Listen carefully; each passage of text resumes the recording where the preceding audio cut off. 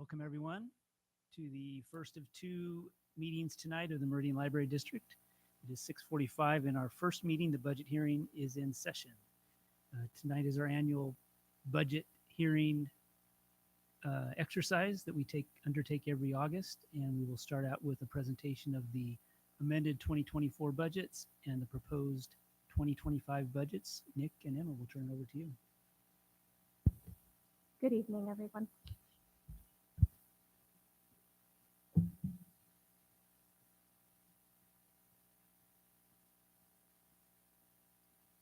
Two more, please. Two more. Thank you. So tonight, what I'd like to do is go through the amended FY24 proposed budget with you from a high level. We don't want to get into too much detail because it will take a lot of time, but give you the high notes on that, and then go through the proposed FY25 budget as well. I'd like to hit on the public notices that we've made for these budgets, and then dive into the FY24 budget as well as the FY25 general fund and capital projects fund budget. And then at the end of the hearing, we have a time as well for public comment then. So starting with how we got to where we are tonight and where we are going. So this evening, we'll have the budget presentation and the public comment. Thereafter, we'll have the regular board meeting where the Board of Trustees can approve the presented budget if they so wish. After the next couple months, we will submit the budget to Ada County. We will finalize fiscal year 24 and we will kick off fiscal year 25. Our tax levy will be finalized by the state by October 8th. So on October 8th, we will breathe a sigh of relief and continue on with fiscal year 25. We noticed this budget as per our legislative requirements and our policies on the library website on August 8th, here at Cherry Lane on August 8th, and it ran as a legal notice in the Idaho Press on August 11th.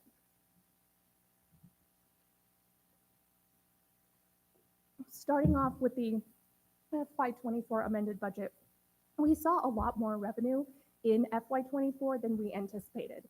We actually came out with right around $505,000 more in revenue than we were anticipating. $460,000 of that additional revenue came from non-tax generated revenue, mostly from interest earnings. We're still seeing really good interest yields on those savings accounts that we have with the local government investment pool, and also some grants and sponsorships that were generated above our projections. We also saw additional sales tax revenue generated above our projections, but a little caveat on that we will talk about later. So with the FY24 amended budget, we need to have a balanced budget. What we have planned to do with the additional revenue generated is increase our general fund reserve by $100,000 to try to get to the $4 million mark in our general fund reserve. We tried to get there last year and we were just shy of 4 million. So we're still trying to hit that mark of having a good, healthy general fund reserve. We would like to put $172,000 into capital repair and replacement. That will immediately translate to being available for the Cherry Lane renovation and is a meaningful amount on the FY24 amended budget to put toward Cherry Lane and those future repair and replacements. We have also scheduled to do some general fund capital this year. We've got some vehicles in the works, a new delivery van for Cherry Lane, a new day-to-day fleet vehicle for our Unbound branch, which is great. We're thrilled to be seeing some of these vehicles turn over. Some of them have had a very long, useful life for us, and we're excited to see their cycle expire and get new ones finally. We're looking at furniture and fixtures. We're doing a refresh of the furniture at Unbound, and then we're getting some small fixtures over at Orchard Park. And finally, our Assistant Director of Operations has had ADA operators installed at both Orchard Park and Unbound. So we've tried to do some meaningful things with general fund capital with that excess revenue generated this year. And then we do have a transfer down to the capital projects fund. There's a lot of to and fro's between general fund and capital projects fund, but this is to align all of the finance proceeds with the expenditures paid for by those finance proceeds and have them come out of the same fund. So overall, when we're talking high level and looking at, what's going on with the amended budget from that 50,000 foot view, we have a 5.91% increase in revenue and expenditures, of course, for a balanced budget. Collections, tiny, tiny little increase of 0.15%. Operating expenditures, we've increased them 2.37% just to true up some budget lines and make little adjustments here and there, but overall pretty stable. And then an increase in the capital expenditures, which I just covered what those would be. We did see a slight decrease to personnel, but I'm pleased that it was so small. It reflects that our staffing budget was well put together and aligned throughout the year. That wraps up what I have to present for the FY24 amended budget. However, at the end of this presentation, we can have some time for questions and comments, and I can research any inquiries that the trustees have. Coming into the FY25 proposed budget, we start budgets in February. So we have been working on this budget for darn near 7 months now. It is a grassroots need-based budget. We have a lot of the staff at the library involved in putting together their needs. So we assign department managers, various administrative staff, and various staff throughout the library on committees, special groups, etc., to bring us a need-based budget. And they truly put line by line what they need to operate their departments for the next year. After that, the library director, both assistant directors, and myself review the budget requests. We then get the final tax values from Ada County and use those along with the requests to develop a balanced budget, which is what I will present to you this evening and is what you have in front of you.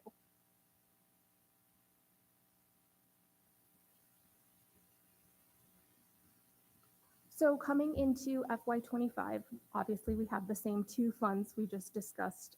For FY24, we have General Fund and Capital Projects Fund. Our budget values, like I said, are based on the tax values we received from Ada County. This is a need-based grassroots budget. And the big exciting thing that we have on our budgets this year is, fingers crossed, the start of the Cherry Lane renovation. So we have started to budget for that, and we're really happy that we want to spend that money. We want to see Cherry Lane get renovated. So we're excited to see that on the budget lines this year.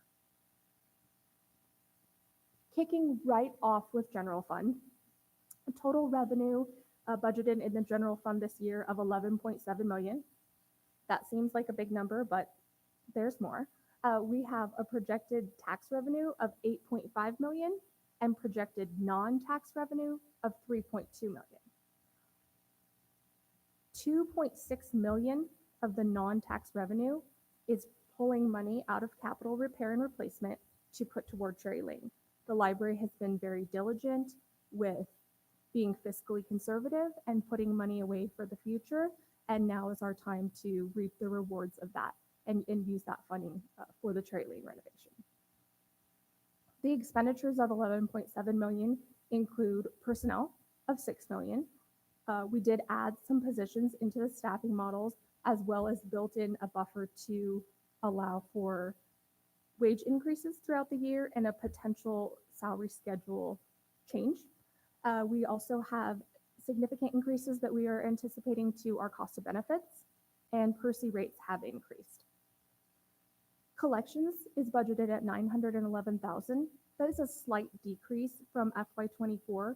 The material services team has finished the ordering they needed to do to get Orchard Park and Pinnacle fully shelved, and now they are back on their normal replacement cycle. So they were able to reduce that budget a little, but only because of that cyclical nature.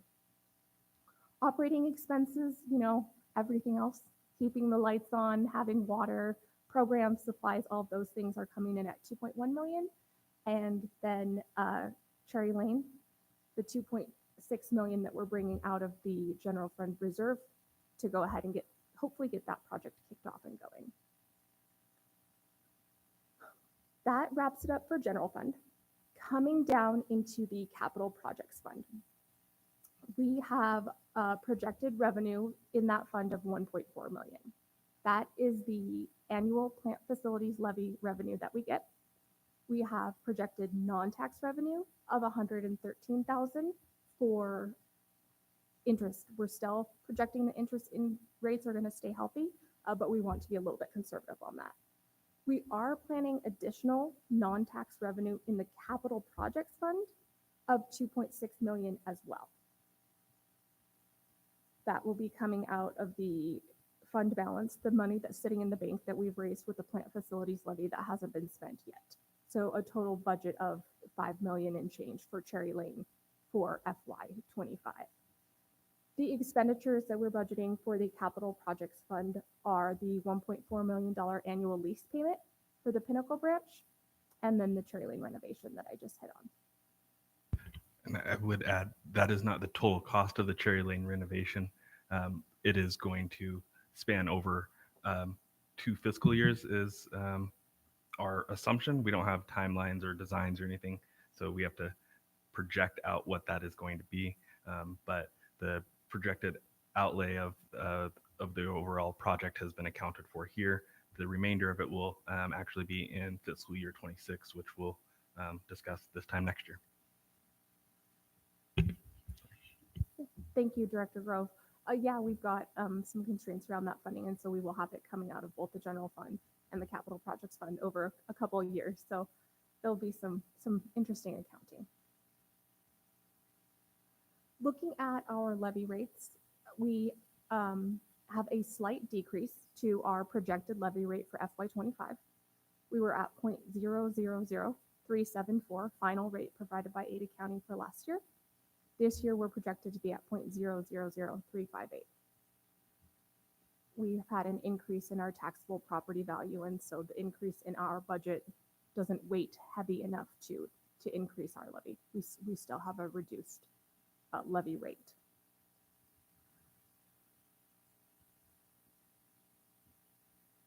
The median taxable value in Meridian is $349,000 according to the Ada County Assessor's website. What this translates to is if you had a house that had an assessed taxable value of $349,000 in Meridian, our estimate would be that you would pay $124 in taxes to the library for the year. I'm sorry, Dan, could you go back one slide? And Emma, could you help explain the green circle? Absolutely. So Idaho statute contains maximum levy rates for each type of taxing district. Library districts, maintenance and operations, maximum levy rate by law is 0.0006. However, there are growth restrictions put in place throughout the legislature and throughout Idaho law that cap our levy. So without the legislative restraints and growth restraints that have been put in place, you could see we would nearly be able to double our levy. But 0.00358 is what we're working with today.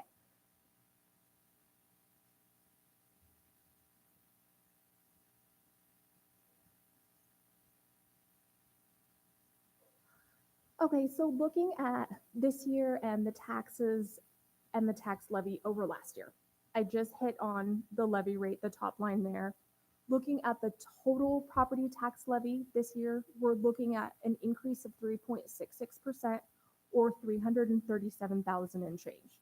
That is the maximum allowance that we are able to take on our tax levy, but we want to make sure that we are being diligent with the funds we have available to operate the additional branches we are getting.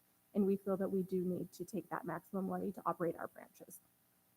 Looking at sales tax revenue, you can see in FY24 we've received 435,000 in tax revenue. For sales tax revenue, excuse me. In FY25 we are budgeting to receive 332,000. The state has seen a 20% decrease in their sales tax collections from June 2023 to June 2024, and so we want to be very mindful of that and not over budget our revenue and corresponding expenditures. So we are budgeting conservatively on the sales tax revenue for FY25. In front of you, you have the legal notice of the budget that was posted in the paper. Any questions from the trustees? Thank you, Emma. Questions? Mr. Chair. Emma, I think obviously kudos and great job for putting this all together. The only question I had was in regards to the general fund 6-month reserve that you'd mentioned, we wanted to shoot for that 4 million. Is it 4 million or is it slightly below that at this point? Our audited financials for FY23 reflect 3.9 million in change at the end of the year. Okay. We'd like to get that up to 4 on the audited FY24 financials. Yeah, everybody likes round numbers. Is that fund maintained in a CD ladder or a liquid account, or I'm just curious in regards to the interest that it's generating. It's generating healthy interest right now, 5% plus depending on the month. We have restrictions over where we are allowed to house our public cash. Everything is sitting in a bank account that is approved by Idaho depository law. And the majority of the investment style accounts like this are sitting with the local government investment pool. Okay, It's awesome. state of Idaho run. So getting investment. healthier by 200K a year is a pretty good spot to be in. All right, that's the only question I had. Thank you very much. Additional questions? Mr. Chair, Please go ahead. so just to make sure I'm reading this correctly, Emma, on the fund balances, the 6.3 million in the capital repair and replacement, is that after we take the 2.6 million out for Cherry Lane? That is prior. Prior. Okay, thank you. Correct. So, Mr. Chair, to answer that a little further, that is also to reflect the purchase or the COP financing to purchase Pinnacle that is going to be happening in September. So, to account for that financing in our current fiscal year, even though it hasn't yet happened, that's that big number for the proceeds. It comes in, but it immediately goes right back out. Great. And I see that after there, that net number there at the bottom of the schedule. So I'm clear now. Thank you.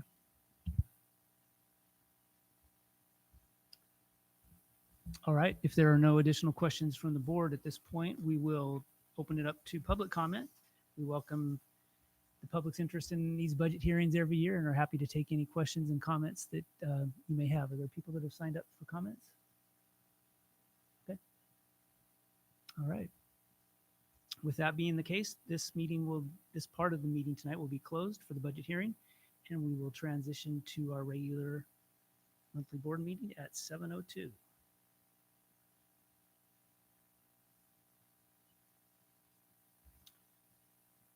And I feel like I'm a broken record because the first item after we call to order the regular agenda meeting is any public comment. We do welcome and solicit the public comments. There are multiple ways to record those comments, either here in a public meeting or on our webpage or via email. And we are happy to hear from our constituents and the citizens of Meridian. Is there anyone signed up for public comment for this meeting? Okay. That brings us then to item number 3 on the agenda, the consent agenda. The consent agenda is where we park routine items that are expected to not require discussion or change and that are approved in one motion. The items on tonight's consent agenda, and they were included in your packet to the board, are the regular meeting minutes of July 17, the special meeting minutes on July 24th, another special meeting minutes on August 7th, and then also the 2025 holiday and closures scheduled for the upcoming year. And we do have an action item to approve the consent agenda. Mr. Chair, and just to Yes. confirm, that's already been approved. There was just a typo that we're fixing on the holiday For the closures. holidays. Yeah. Okay. And that was the Easter, right? Yep. Okay. I read the wrong date. Thank you. Thank you. Mr. Chair, Yes. move to approve the consent agenda items as listed. Thank you. We have a motion Second. and we have a second. All in favor? Aye. Aye. Aye. Consent agenda is approved. Item number 4 on the agenda for tonight is the financial report for June and the disbursement approvals. This is an action item. We will turn this over to Nick and or Emma. with this month, Emma has been diligently trying to get everything wrapped up for the end of the fiscal year, so that we have the clearest picture possible for the budgets. We're doing quite well. Emma has been extremely hard at work, and I'm very pleased with where we're at with not only these reports, but being able to use this information to get the budget that was presented just a few minutes ago. Thank you. Any questions from the board? Mr. Chair, just one question. Please. In the list of disbursements, there was a payment to a vendor in just north of $10,000 for sorter maintenance. I assume that's an annual maintenance agreement. Thank you. Additional questions or comments? Emma, I forgot to note in our previous meeting, on behalf of the board, thank you for all of this work. You mentioned that you started in February, and I don't doubt that there's been a lot of work behind the scenes, even that Nick may not know about and others may not know about. So thank you for all of that. And thanks to all of the people on the staff that have assisted you for that, because when we're talking dollar amounts this high, that's not something we take lightly, and we know it's not easy. So thank you on behalf of the board. Thank you, Mr. Chair, and I would echo the thanks to our staff who have put this together and learned new things and rolled along with getting their budgets amended. So thank you. Great. Mr. Chair. Go ahead, Josh. Mr. Chair, I move that we approve the June financials as published. You have a motion and a second. Any additional comments? All in favor, please say aye. Aye. Aye. Any opposed? Motion carries. Item number 5, another action item regarding finances, and this is to approve the fiscal year budgets that were presented a few minutes ago. We have an action item to approve. We will have an action item to approve the fiscal year 2024 amended budget and the fiscal year 2025 budget as presented tonight and also in our packets. I would open up to any additional questions. Mr. Chair, point of clarification. Yes. Or is this a single motion or two separate ones? Let's do it in 2. Is that okay? Absolutely. Well, I would echo your comments and kudos to Emma and the staff of Meridian Library. I'm well aware of the amount of work and detail that goes into bringing us the budget. And I know, knowing Emma as I do, that it was very thorough and careful and thoughtful to bring us to this point. So with that, I would move to approve the fiscal year 2024 amended budget as published. Thank you. Second. And we have a motion and a second. All in favor of approving the fiscal year 2024 amended budget, please signify. Aye. Aye. Any opposed? Motion carries. And I would entertain an action item to approve for the next item. Mr. Chair, I would move to approve the fiscal year 2025 budget as published. Thank you. Second. And we have a second. All in favor of approving the fiscal year 2025 budget, please signify. Aye. Aye. Any opposed? Thank you. Action item carries. Next item, another action item. This is to approve a small change to the salary schedule. Nick, I'll let you explain that, please. This is a very small salary schedule change to align with the hiring of the links administrator. This is a position that we host through the Meridian Library, but is paid for by the links consortium that we are a part of. The library directors selected an administrator, and to make sure that we are following our current salary schedule, we need to move that position from level pay grade 11 to pay grade 12 so that it properly aligns. They made the decision to hire at that rate based on the applicant pool and the negotiation process that followed. Thank you. Any additional questions?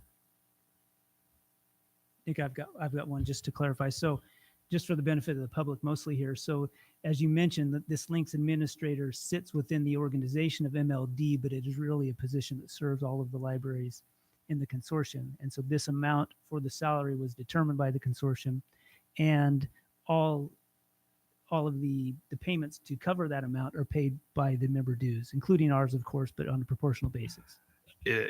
It's not through member dues. It is on An assessment or so we have a set percentage rate that we are charged for any expenditure, and then that will so we will bill links for 100%, and then they will bill us back for the percentage that we owe for each item. So in this case, being the salary of the links administrator, when that comes back to us each quarter, we will pay our share that gets billed out from links. okay. If there are no other questions or comments, I would entertain a motion. Mr. Chair, Yes, please. I recall our discussion and review of the job description for this position, and it is quite broad set of skills that are required. So I'm comfortable with the salary that the Links group has negotiated with this person. And with that, I would move to approve the adjustment to the salary schedule. Second. Thank you. We have a motion and a second. All in favor, please say aye. Aye. Aye. Any opposed? Motion carries. Next up on the agenda, item number 7, the director's monthly report. Nick. All right.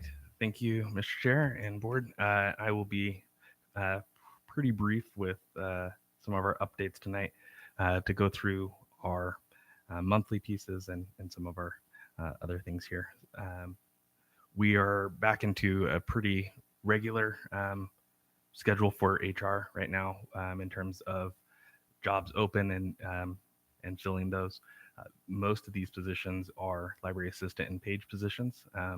And so they're keeping up with that. And one of these was also the links administrator, which MLD, as being the host of that position, took a lead role in our HR team led that effort with the links directors. One of the fun things that we've had this summer was the Mystery Book Club working with the Meridian Library Foundation, and they donated money to sponsor 37 mystery books in honor of one of their longtime members that had passed away. And they now have book plates inside of the front cover of those 37 books. They were able to come and take a picture here at Cherry Lane, and then they also had the theme of Lori Hura as the Mystery Book Club theme for August. So it's great to see that group find a way to honor one of their members and be able to increase the love and appreciation of the books that they enjoyed together. Our material services team has been very busy this summer getting ready for the opening of Pinnacle. And so they are constantly adding materials to be prepared. Summer is always one of our busiest months. I was looking back on last year's numbers, and we're right in line within a few thousand of our checkout numbers. They continue to be very strong, and we are doing quite well with our checkouts. We have now eclipsed 1 million checkouts so far for this fiscal year, and that is a great number for us to be sitting at as we go forward. Computer lab usage continues to stay strong, and you'll start to see these numbers when we look back for August, but really when we see the September numbers, now that school's back in session, those numbers will start to go up quite a bit over what they have been in terms of at least the unique users. The time might be a little down, but the unique users will go up. A lot of summer programs across all of our branches, but also out in the community. I would like to highlight a few things that are not program related this month, with Cherry Lane doing the blood drive here. And then, as I mentioned earlier, and we'll talk about here in a minute, but the Silverstone branches preparing to close at the end of August. And so they are getting things ready for the move to the Pinnacle branch. And the Camp Mara Idamu, I always have to slow down and make sure I say it right. That is a Parks and Rec initiative. And so the Orchard Park branch was able to partner with them on some of their summer camp stuff. And then Unbound is continuing to really do a great job with programs that are for and attracting the business community, which is can be a very challenging audience for public libraries to reach, and they've found a way to connect and find value to bring to the audience members that come to those programs. And so very, very proud of the work that all of our branches are doing with the programs, but also the other initiatives as well.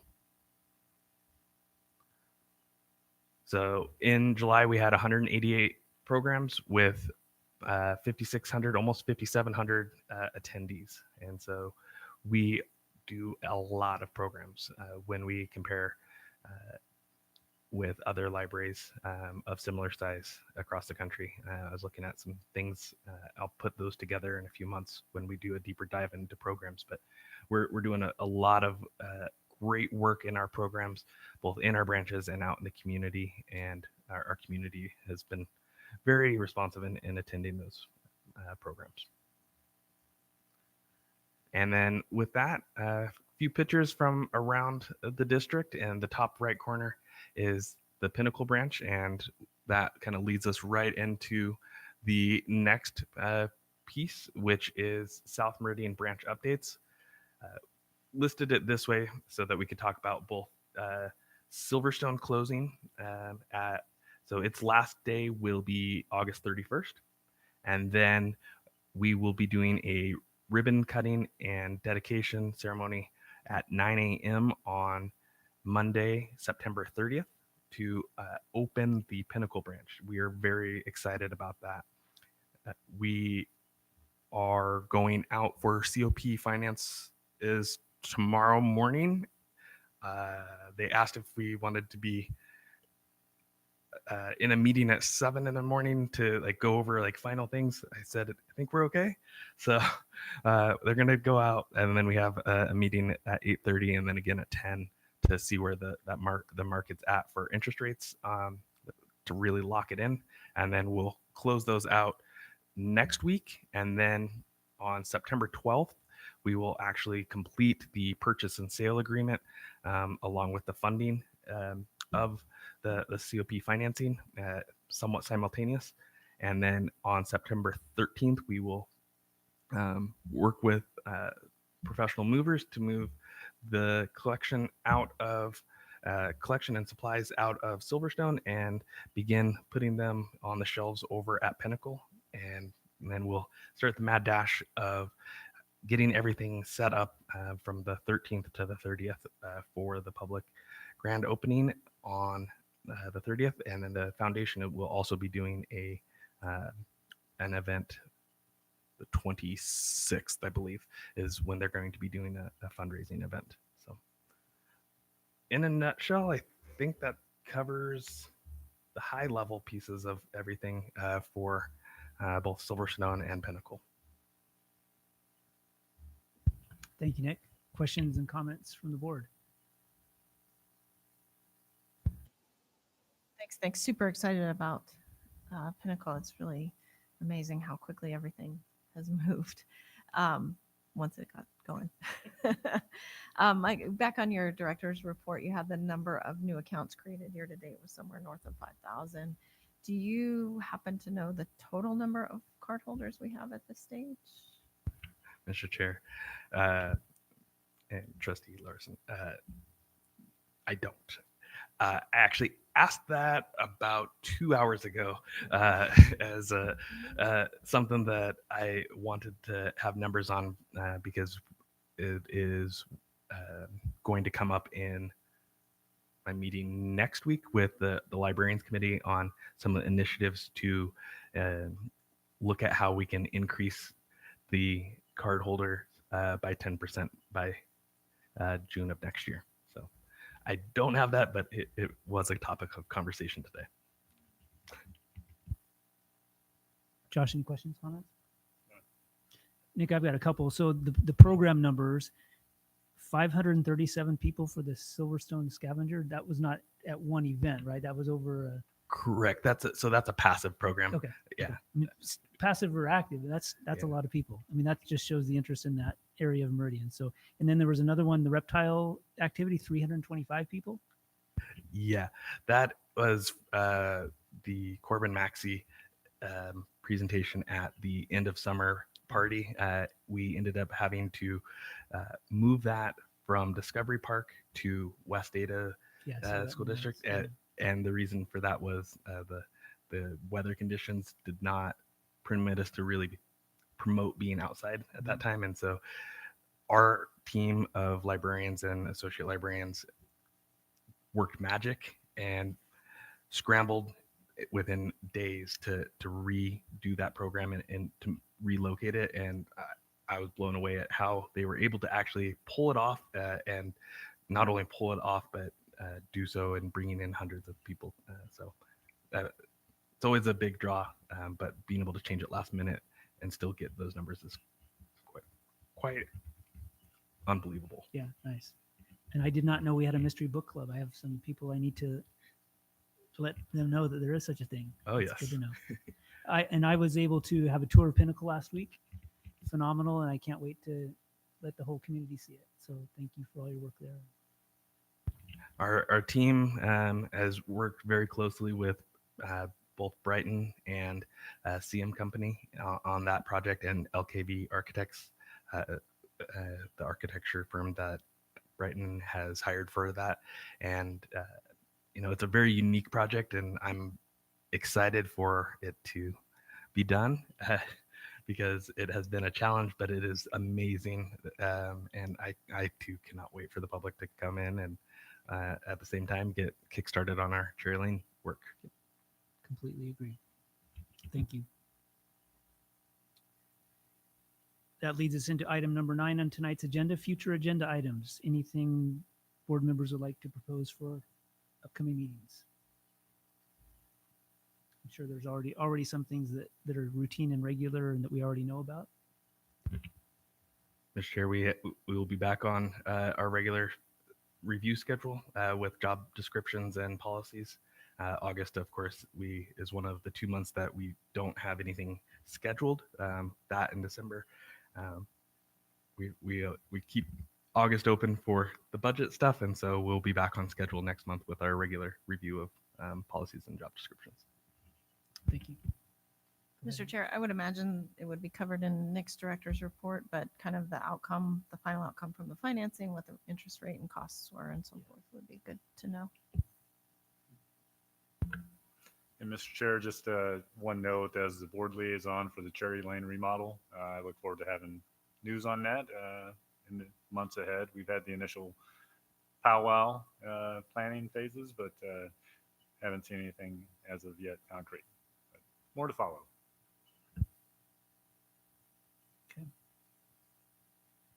All right. With that, we are at the end of tonight's meeting at 7:23. We are adjourned. Thank you, everyone.